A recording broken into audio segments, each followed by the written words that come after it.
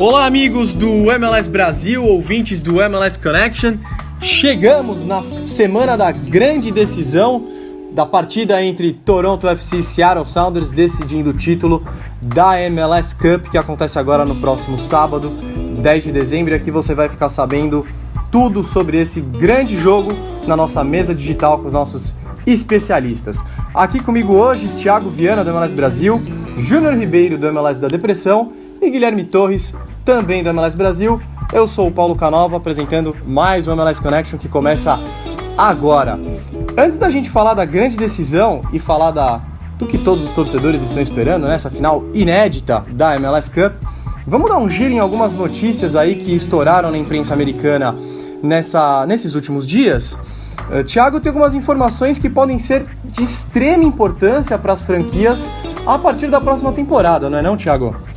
Paulo, a gente estava conversando agora há pouco e acabou de sair aqui uma nota na Sports Illustrated. O Grant Wall, ele publicou uma nota, falou que a MLS está especulando que a MLS vai anunciar na semana que vem um aumento no TAM, né, no Target Allocation Money, que é um dinheiro que permite aí as equipes investirem um pouco mais nos seus plantéis, nos jogadores. Então, pro público que está ouvindo aí, é interessante saber que esse valor foi acordado no ano passado e ele era de $400 mil por equipe por ano, né, que poderia incrementar o seu orçamento anual em $400 mil. E com esse aumento, esse valor de 4 mil vai para $1.200 mil por ano por equipe. Então é uma quantia bem considerável para que as equipes possam contratar jogadores de maior expressão aí e poder melhorar seu desempenho técnico no campo. Então fica aí pro torcedor, pro acompanhante da MLS aí, ficar sabendo que podem pintar caras novas e grandes nomes na liga aí pro próximo ano. Para quem tá por fora dessas regras de como funcionam as ligas norte-americanas por trás, essa é uma notícia que, se confirmar, ela é muito importante porque permite às equipes da MLS, como o Thiago explicou, investirem mais. Então isso aproxima a MLS das outras Major Leagues dos Estados Unidos e cada ano que passa aí, tendo um orçamento bem similar, ainda longe, mas cada ano, né, almejando ter um orçamento similar das outras grandes ligas de outras modalidades esportivas. Outra notícia importante que o Júnior vai comentar pra gente é de que o Galaxy pode estar muito perto de anunciar o seu novo treinador, ou não tão novo assim. Júnior, explica pra gente. O Curt Onalfo, Paulo, ele pode ser o novo técnico do Los Angeles Galaxy. Ele é assistente do clube desde 2011 e é o favorito aí para assumir o cargo principal. Após a saída do Bruce Arena aí para a seleção norte-americana, o Galaxy ficou órfão de um técnico e o assistente imediato aí do Bruce Arena pode assumir esse cargo principal à frente da equipe pentacampeã da MLS. É claro que especulam-se nomes de outros técnicos, como o Greg Berhalter, também o Sig Schmidt, mas o Curt Onalfo aí pode ser o principal nome para assumir o Galaxy em 2017. Outra informação a respeito do Galaxy também é que o Donovan provavelmente não retornará para 2017. O reencerramento, né, dá para dizer assim, da carreira do Donovan já era esperado, era pedir demais de que ele jogasse ainda mais a temporada de 2017, mas a exemplo do que o Seattle Sounders fez, o Galaxy está muito próximo de anunciar um nome que já é velho da casa, já trabalhava com os técnicos no departamento de futebol do clube. Também é uma prova aí da MLS revelando seus primeiros talentos, também nas comissões técnicas, também profissionais fora das quatro linhas. Uma notícia bem legal se isso se concretizar. Boa sorte ao novo treinador do LA Galaxy. Agora, tirando a final, pessoal, acho que o assunto que, em alguns momentos aí nesse início de semana, até roubou mais a cena, foi o possível fechamento agora real da NASL, a considerada a segunda divisão dos Estados Unidos, e que lá no início, quando o soccer chegou, foi a principal liga do futebol norte-americano, né? O New York Cosmos, o Thiago vai explicar um pouquinho melhor pra gente, tá fechando as portas, né, Thiago? Crise financeira derrubou o clube praticamente, os jogadores já estão tendo seus contratos rescindidos, já é a segunda semana que os funcionários foram dispensados do seu trabalho. Explica pra gente o que tá acontecendo com a NASL e conta um pouquinho essa história do Cosmos aí também. E aí também, Guilherme e Júnior, por favor, tiverem informações, vão acrescentando aí pro nosso ouvinte. Paulo, acho que vale até uma conversa mais aberta aqui, né? Porque claro, a gente vê bastante informação, então a gente tem que estar consolidando uma série de coisas.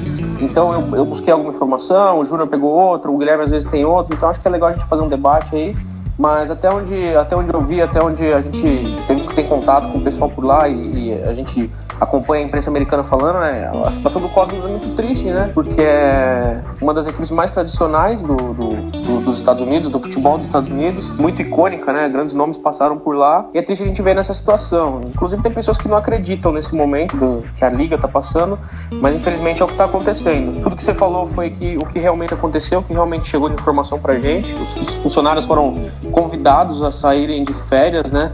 E sem uma data certa para voltar e talvez nem voltem. Hoje ontem, não me lembro agora, saiu a notícia de que o Cosmos está rescindindo o contrato com todos os seus jogadores, então não terão plantel para o ano que vem. E a situação já estava bem difícil, porque eles não tinham mais um estádio para jogar, a equipe já não podia vender season tickets para a temporada seguinte, porque não sabia em qual estádio ia jogar, se ia ter um estádio para jogar, enquanto que outras equipes da NSL já estavam na frente arrecadando dinheiro para a temporada seguinte, porque tem lugares para jogar. Muito complicada essa situação, mas como eu sempre falo, né, um erro de posicionamento muito grande da liga, que sempre quis bater de frente com a MLS, não se colocou no seu lugar, né, sempre se sentindo a primeira divisão, querendo ser a primeira divisão, querendo ser reconhecida como primeira, mas não tem poder para isso, não tinha poder para isso, né? Diferente da USL, a terceira divisão hoje considerada, que soube se colocar no seu lugar e a gente vê o crescimento aí. Então é triste isso é muito ruim pro futebol nos Estados Unidos, porque aqueles que ainda têm dúvida do crescimento do soccer podem ver isso como que seja um efeito dominó, que as outras ligas também comecem a cair no futuro,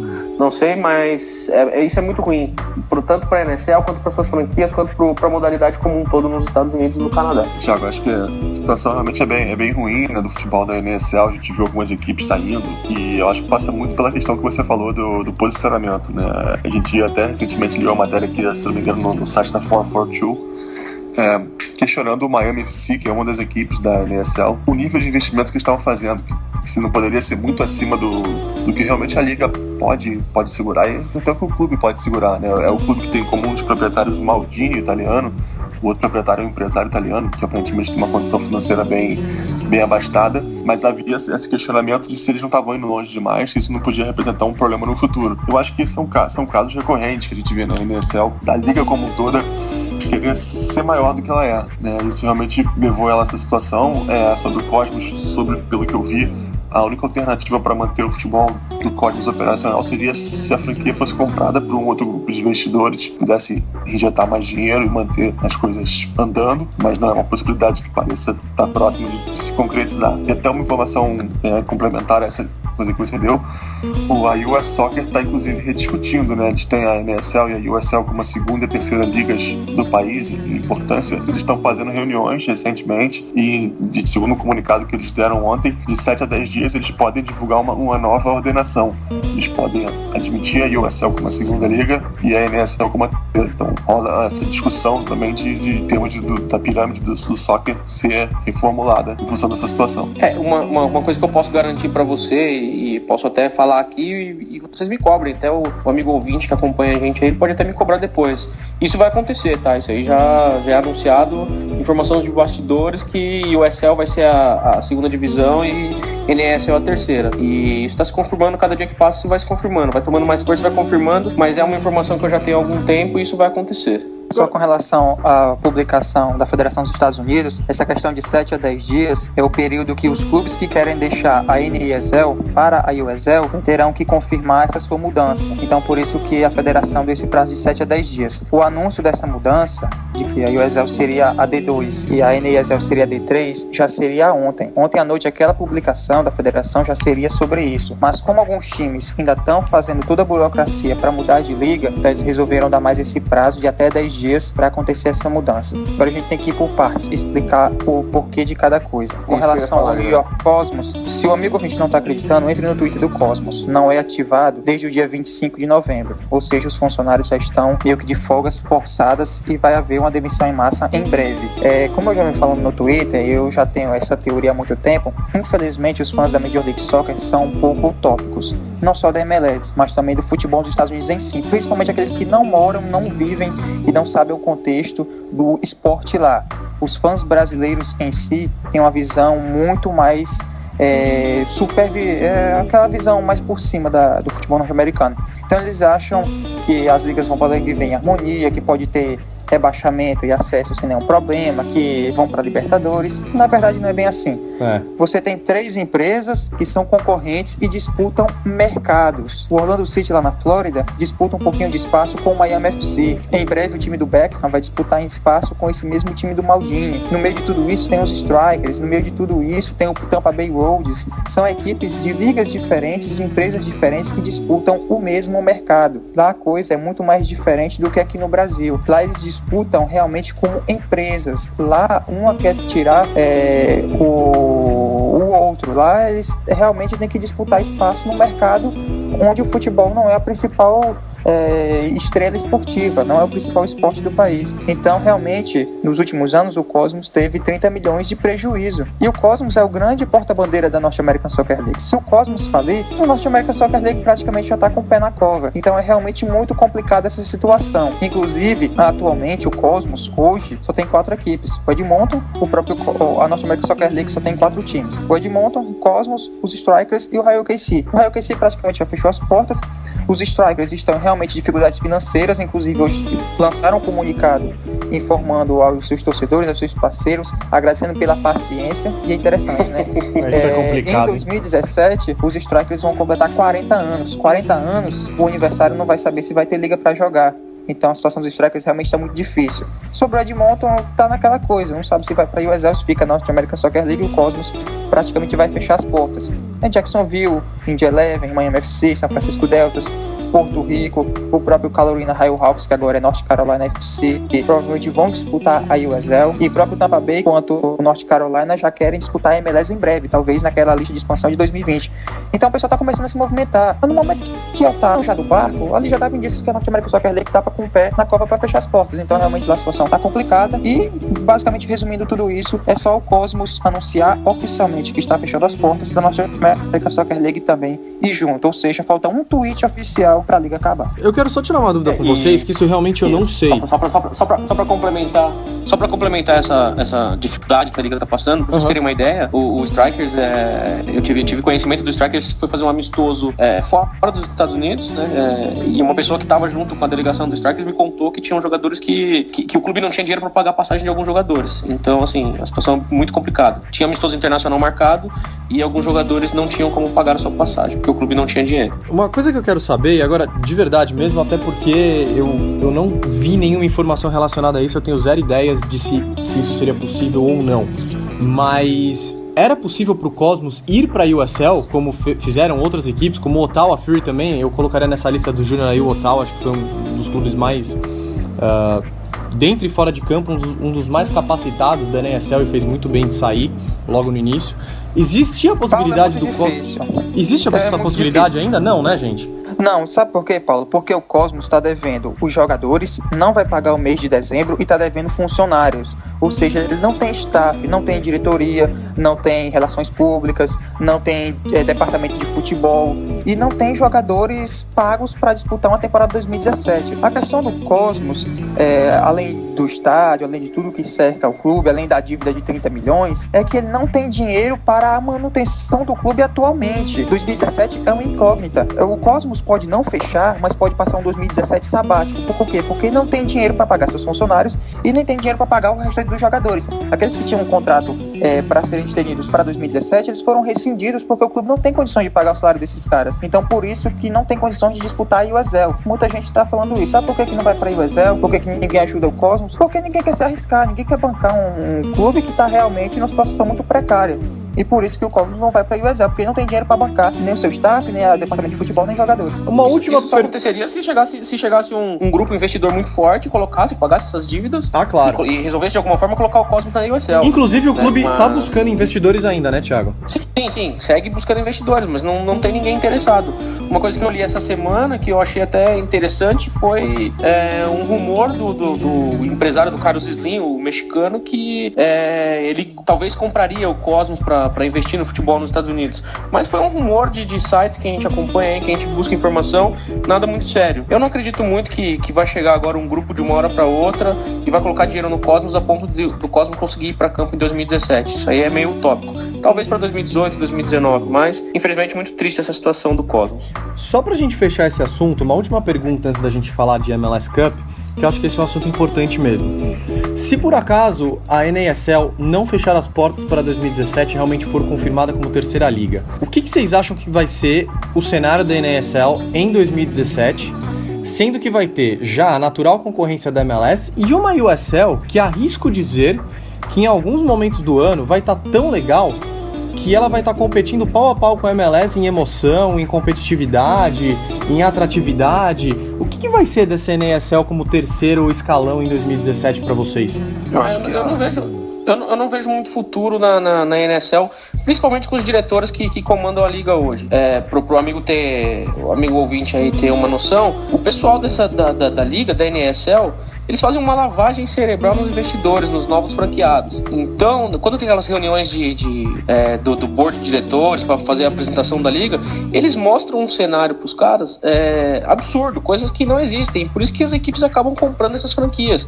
Assim como foi o caso do Rayo OKC, como foi o caso do Miami FC, como foi o caso do São Francisco Deltas, que comprou a sua franquia na liga e não vai ter liga para jogar. Então, assim, eu não vejo que a NSL pode ir muito longe, mesmo estando na terceira divisão, mesmo sendo considerada de terceira divisão, porque a credibilidade já vai estar perdida, o investimento para colocar um time na liga é muito alto e ninguém vai querer arriscar, sendo que a liga já está falindo pela segunda vez, né? Tem que haver um posicionamento novo, né? Um conceito novo de liga, mas é difícil você começar do zero com o carro já andando, né? O que você vai dizer para essas pessoas que já estão na liga? Olha, o nosso nível de investimento não é mais esse, nossa visibilidade não é mais essa, nós temos que nos adaptar. É realmente complicado, então aquela coisa que você fala, trocar o pneu do carro andando, tem que se ajustar à nova realidade, entender que seu mercado talvez não seja aquele que você imaginou que era, e buscar novas alternativas, novas soluções e tentar se adequar da melhor maneira possível. É uma tarefa complicada, o mercado americano é enorme, a gente vê ligas menores muito bem sucedidas em diversos esportes, então não é uma coisa impossível de se alcançar, e a USL está aí para mostrar, mas realmente há a necessidade de uma mudança radical realmente nos conceitos da NSL. Olha, se a NSL ficar como uma terceira divisão e sobreviver para 2017, precisa saber quais são os times que vão entrar em campo, porque pelo cenário atual, o único que pode ficar é o Edmonton, lá do Canadá. Será que a NSL vai conseguir arrumar em, 3, 4 meses, 5, 6 novas franquias de expansão? Porque a maioria dos times vão querer realmente ir para a USL. Então, se a North American Soccer League sobreviver, vai ter um grande problema que não vai ter clube para jogar na liga. Então o mais plausível é talvez que a liga faça 2017 um ano sabático, feche por um ano, e em 2018 tente voltar aí com outras franquias. Estão tentando negociar aí com investidores em vários pontos dos Estados Unidos para tentar abrir novos clubes, mas claro que tem que haver uma readequação. Mas se sobreviver para 2017, a situação vai ser complicada porque não tem clube para jogar. Situação difícil que vamos acompanhar de perto, e no início do ano que vem traremos maiores informações, quem sabe já na semana que vem, né, no nosso MLS Connection de encerramento aí de 2016, quem sabe a gente já traz mais informações sobre esse assunto. Pessoal, vamos falar do que realmente interessa agora? Falar de coisa boa? Pô, mas isso interessa muito, cara. Vamos falar daquilo que interessa pra essa semana, a curto prazo. Vamos falar de final, isso que é assunto bom, né? Vamos falar de Toronto e de Seattle, que se enfrentam agora no sábado, o MLS Cup. E já que você tá comentando aí, Thiago, já que você já me interrompeu pra fazer piada, já fala... piada, cara. Já fala aí também o que vai ter no sábado em São Paulo, aqui no dia 10, para acompanhar a final da MLS Cup. Cara, vai ter casa cheia no Soul Sports Bar, vai estar lotado. A nossa lista de presença das pessoas que vão comparecer no nosso evento tá gigantesca. E a gente vai fazer pela primeira vez aqui no Brasil, e vai ser aqui em São Paulo, um encontro de grande parte dos fãs da Major League Soccer para acompanhar essa final entre Toronto e Seattle Sounders ao vivo. Vai ser um evento muito bacana, com sorteio de camiseta, com bolão, com torneio de FIFA, enfim, vai ser uma grande festa, e eu espero que o amigo ouvinte que seja de São Paulo possa comparecer. Só entrar no nosso site lá, mlssoccer.com.br/MLS Cup 2016, fazer o cadastro, pegar o voucher e entrar de graça no evento e aproveitar isso daí. É isso aí, bem lembrado, e precisa do voucher para entrar de graça, hein? Não adianta só confirmar a presença no evento do Facebook, não. A gente espera vocês lá no sábado para se conhecer, bater um papo e assistir essa final junto. Bom, pessoal, agora é o assunto do momento. Final, Toronto e Seattle. Vamos fazer de um jeito diferente? Vamos começar pela equipe que vai mandar o jogo, pela equipe do Canadá. O Toronto provavelmente vai entrar com a mesma formação que enfrentou o Montreal Impact na semana passada, com Irving no gol, Zavaleta, Murray e Hengland na zaga. Beitashour, Cooper, Bradley, Johnson e Morrow fazendo meio de campo, Outdoor e Giovinco na frente. Essa é a formação mais provável, ainda com 3 zagueiros, em escalação ousada do Greg Vanney, podendo ali ter uma alteração, talvez com o Ricketts, o Osório, quem sabe até o Shea Rue fazendo uma formação com 3 atacantes, mas provavelmente essa seja a formação que o Greg Vanney vai colocar em campo para enfrentar o Seattle Sounders. Queria saber de cara, o que vocês estão esperando dessa equipe, sendo do que a gente viu ao longo da temporada. Não vou nem falar tanto da semifinal contra o Montreal Impact, mas o que a gente viu do Toronto ao longo da temporada, o que vocês estão esperando ver dessa equipe no próximo sábado? Acho que a gente espera o mesmo futebol ofensivo, né, que a gente viu o ano todo. A gente sabe que a principal qualidade do Toronto é o ataque, com o Outdoor, que está jogando muito bem nos playoffs. Foi o primeiro jogador na história a fazer 5 gols em 5 jogos seguidos nos playoffs. O Giovinco, que como a gente discutiu, está um pouco abaixo nos últimos jogos, mas um jogador de muito talento, muito difícil de ser marcado. E aparentemente o time encontrou um equilíbrio com essa formação com 3 zagueiros, né? O time está mais firme, está mais seguro, mas preocupa um pouquinho o fato que em alguns momentos eles deram muito espaço no meio campo, ali na frente da linha de defesa. O Bradley ficou um pouco perdido ali, meio que sozinho em alguns momentos, por isso até que eles sofreram vários gols do Montreal Impact na última série, sofreram 5 gols em 2 jogos, e realmente em jogo único, com um time com a qualidade que o Seattle tem, com a qualidade do Lodeiro, com a velocidade do Morris, pode ser um pouquinho perigoso se esse erro, né, voltar a acontecer ali no meio campo. Mas eu acho que é um time que vem bem preparado, vai jogar em casa, o estádio vai estar lotado. É até bom a gente lembrar, os ingressos foram esgotados em 3 minutos, ou seja, 3 minutos de venda vendeu todos os 36 mil ingressos. Então eu acredito bastante na possibilidade do Toronto sair campeão nesse sábado. O time que está mais estabilizado, tem um ataque muito forte, vai jogar em casa, então a minha aposta seria no Toronto para essa final. Eu espero que o Toronto FC venha com a mesma característica que marcou os últimos jogos, mas eu também espero uma equipe bem equilibrada, aquela que saiba atacar e também aquela que saiba defender, porque a equipe do Seattle Sounders tem um ataque muito forte. Eu gostei da ideia dos 3 zagueiros. O técnico do Toronto manteve a formação mesmo nos momentos ruins, nos momentos que a formação não deu certo, mas ele bancou aquilo que ele acreditava. Ele vai com o Will Johnson na frente da defesa para dar uma proteção extra, para liberar um pouco mais o Michael Bradley, para chegar próximo aí do Giovinco e do Outdoor. Com certeza o jogo do Toronto vai ser baseado nesses 2 atacantes. Eles vão ser tanto o homem referência, que no caso é o Outdoor, como aquele jogador que vai chamar a marcação, que é o Giovinco. E para isso acontecer, tem que ter muito a participação do Morrow e do Beitashour pelos lados do campo. Então eu espero um Toronto que vai ser ofensivo, mas também que vai manter a cautela em determinados momentos do jogo. Jogar com 3 zagueiros é interessante? Sim, mas desde que você saiba posicionar suas peças e que você tenha uma proteção extra no meio campo. Porque se você deixar só os 3 zagueiros e liberar todo o time em um contra-ataque, pegando a defesa ali desarrumada em uma linha, pode sair um lançamento no facão e aí o time adversário fazer um gol. Mas o jogo do Toronto FC vai ser baseado em 2 caras, Giovinco e Outdoor.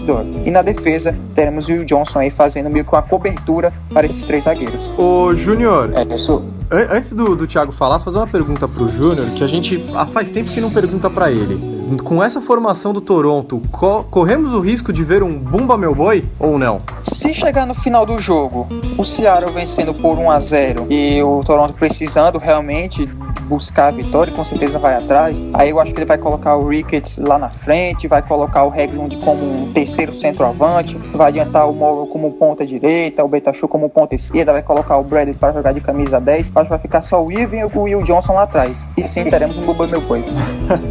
Vai lá, Thiago.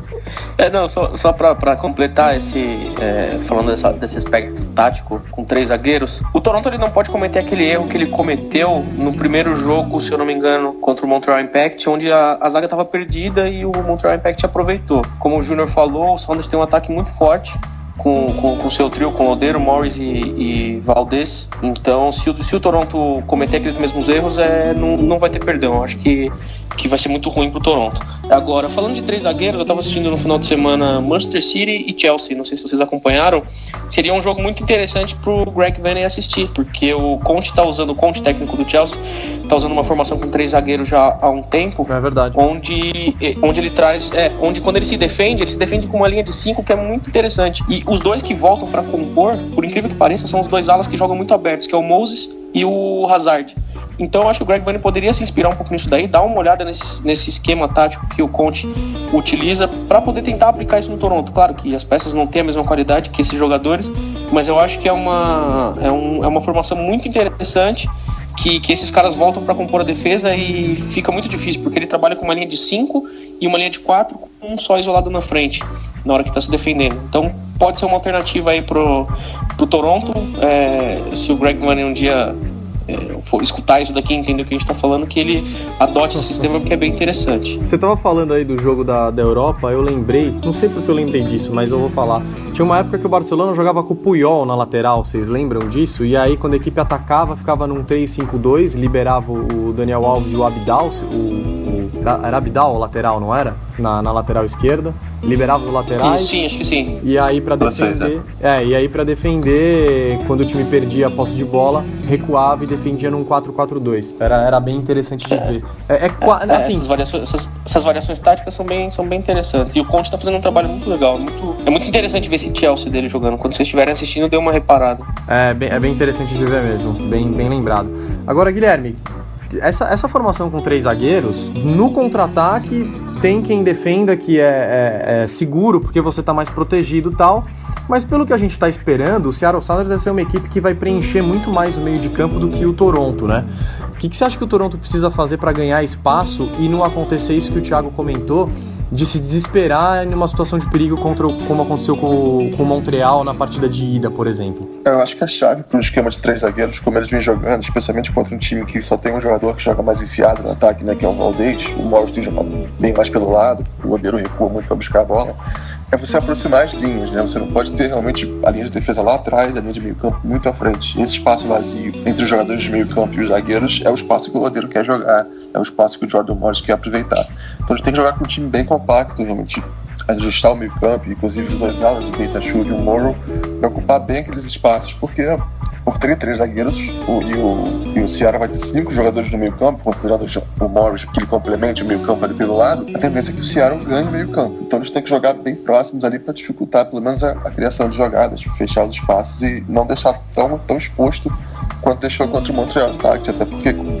a velocidade do Morris, com o talento do goleiro, volto a falar, isso pode ser fatal. Bom, falando do outro lado, a equipe adversária, o Seattle Sounders, que finalmente chegou numa MLS Cup, muito provavelmente a equipe que o Brian Schmetzer vai colocar em campo é Frey no gol, Marshall e Torres fazendo a dupla de zaga, com Mears na lateral direita e Jones na esquerda, Roldan e Alonso protegendo a defesa ali na volância, Ivan Schitz, Lodeiro e Morris no meio de campo, mas o Morris sempre flutuando muito ali no ataque, entre o meio de campo e o ataque, e o Valdez isolado lá na frente. Muito difícil ver uma alteração, até porque o banco de reservas do Seattle Sounders sem o Klein Dempsey não favorece muito alterações táticas. O que vocês esperam dessa equipe, pessoal?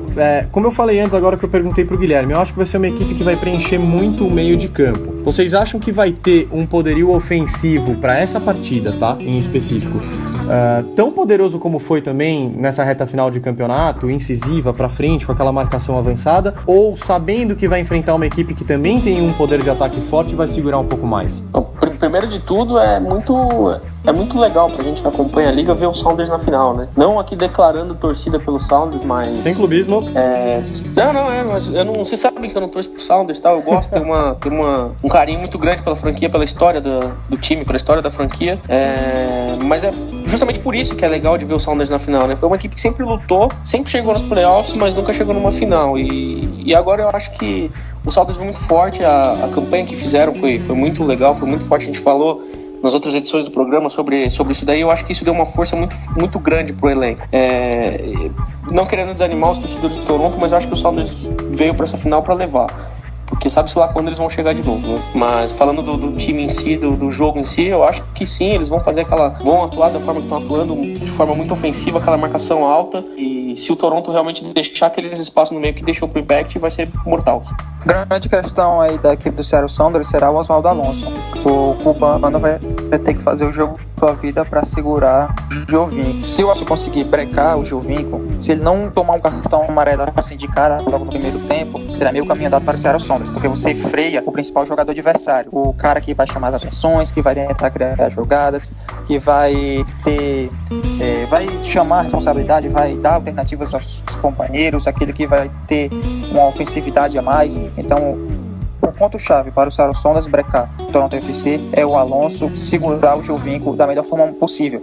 não dando espaço, cercando. Quando o Giovinco for ter o apoio do Mears, quando o Giovinco for pro lado direito, ter o apoio do Jovem Jones, ter também a participação defensiva, tanto do Lodeiro como do Jordan Morris, fechando os espaços. Então, a partir do momento que na sua parte defensiva não deixar o Giovinco jogar, isso já vai ser um ponto muito positivo. Eu tenho com que o Seattle vai pressionar logo no início da partida. Para mim, se o Seattle Sounders quiser realmente chegar e pressionar a equipe do Toronto FC no campo defensivo, quando o Toronto for cobrar lateral, todas as linhas fazem a mudança em diagonal, adiantando o lateral oposto, mais um pouco no meio campo, já fechando o centroavante ali, marcando o cara que vai receber o lateral, para poder já dar uma pressão a mais na equipe do Toronto FC, que vai jogar em casa e vai jogar pressionado pela sua torcida, que também quer ver o título. Então o Seattle Sounders tem que se aproveitar nisso, tem que se montar nas costas do Toronto FC com relação a essa pressão psicológica que é jogar em casa uma final inédita, onde os dois clubes buscam o primeiro título. Então a grande questão do Seattle Sounders é segurar o Giovinco. E claro, você tem que também valorizar os seus jogadores ofensivos. Dá uma bola no Morris, dá uma bola no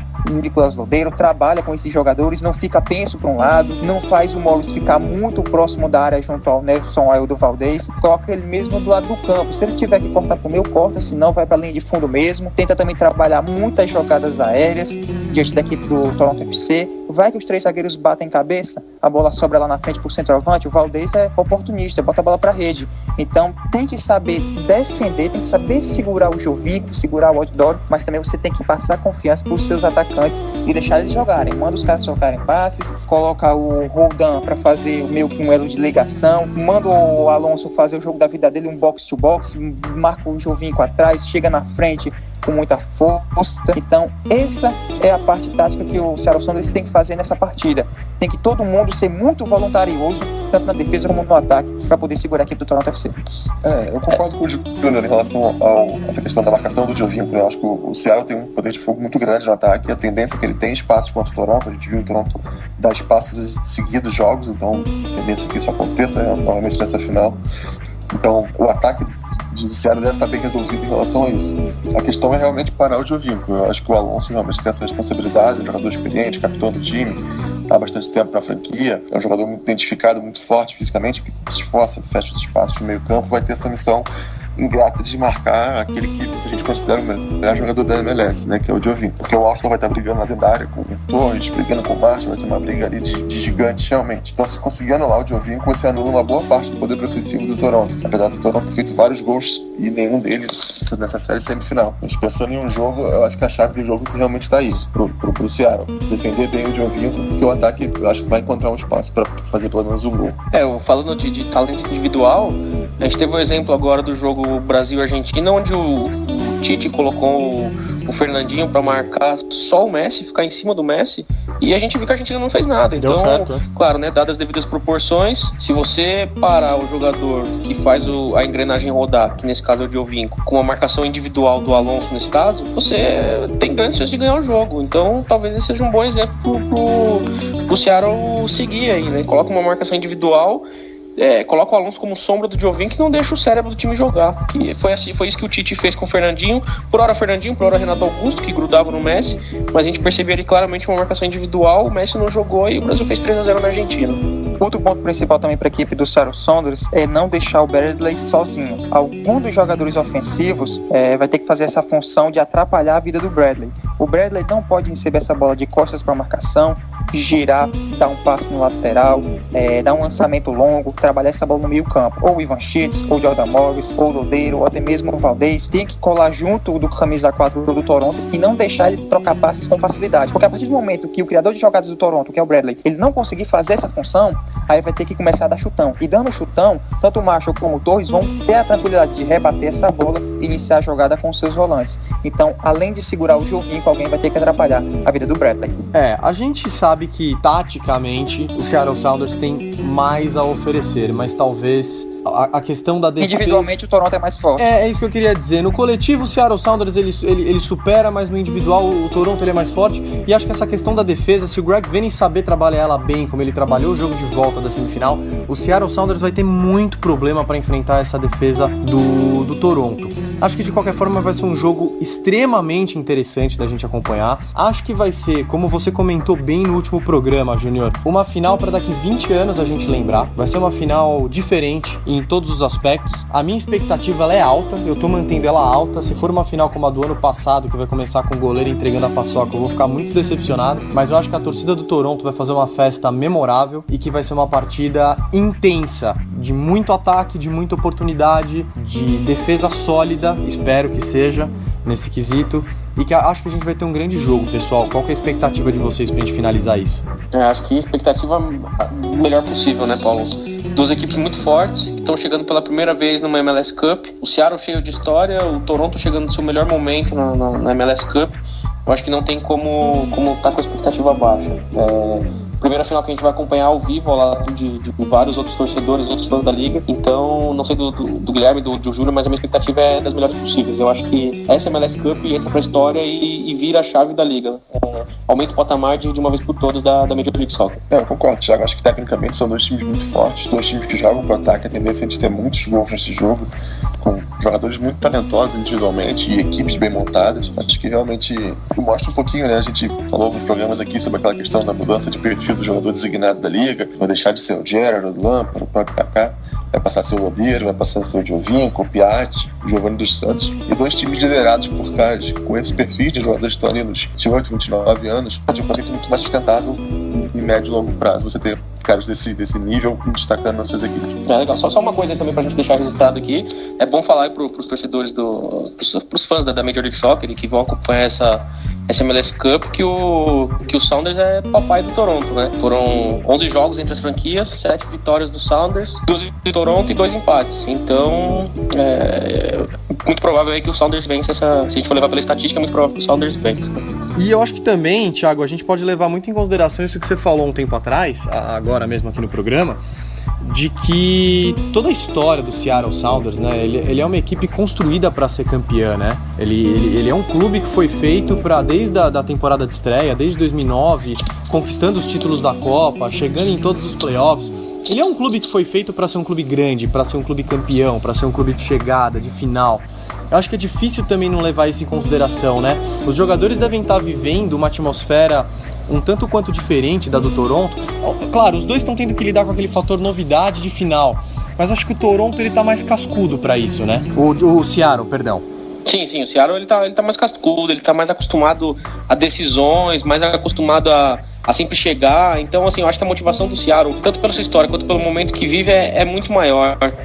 Por isso que, assim, o fator casa agora pro Toronto pode complicar um pouco a vida do Sounders, mas eu ainda vejo o Sounders um pouco à frente, um pouco mais favorito para ganhar essa MLS Cup.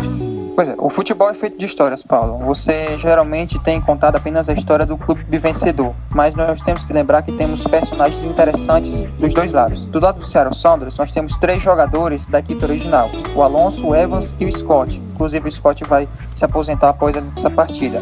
Esses 3 caras estão desde 2009 e foram titulares lá no dia 19 de março de 2009, quando o Seattle Sounders estreou na MLS, metendo 3-0 no New York Red Bulls.